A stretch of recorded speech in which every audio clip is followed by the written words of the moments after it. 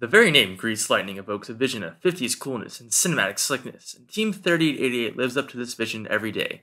From poodle skirts and greaseback hair to choreographed song and dance routines, team members are instantly recognizable at any first event. To us, first is our football team, our varsity sport, and we treat each tournament like a major sporting event. From waving banners at the Florida State Tournament to crashing homemade symbols at the World Championship, Grease Lightning members always show their pride. Since our beginning, Grease Lightning has been passionate about spreading the first message of creating a culture where science and technology are celebrated throughout our community. We've gotten dozens of kids in our area excited about STEM education and careers by hosting robotics programs at Boy Scout camps, at-risk elementary schools, the local science museum, and the Joe DiMaggio Children's Hospital.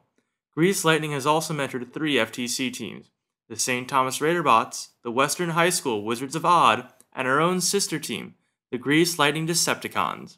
These teams have learned well from our example, with the Decepticons making it to the state championship. We've even helped St. Thomas and Western host first competitions of their own, expanding the first community in South Florida. Originally, our robot used a holonomic drivetrain. This enabled the robot to move both diagonally and orthogonally.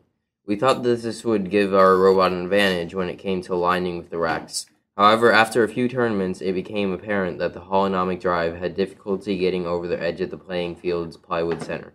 We have since replaced the holonomic drivetrain with a regular 6-wheel tank drive. Design for our claw went through multiple phases. Initially, the claw grabbed the rings from all 4 sides, but the issue was that the claw itself wouldn't line up with the rings properly. Then our next design was similar to a basket, where we would scoop the rings from the dispenser.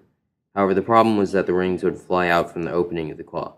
Finally, our current design of the claw has a backplate that aligns the rings.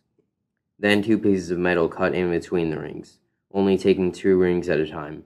The rings sit on the 4 sensors that allow us to determine the weight of the ring. In the endgame, we will deploy a ramp to lift our alliance partner's robot. Our autonomous sequence begins by heading to the right column.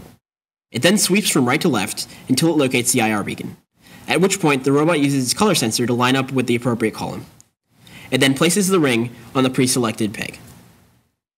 Our teleop strategy also focuses on the rightmost column. Grabbing 2 rings at a time, the robot makes its way from top to bottom with the plan of making a vertical route. If at any time the 4 sensors in the basket detect a weighted ring, then the strategy will be modified to immediately drive the robot to our alliance's corner goal. It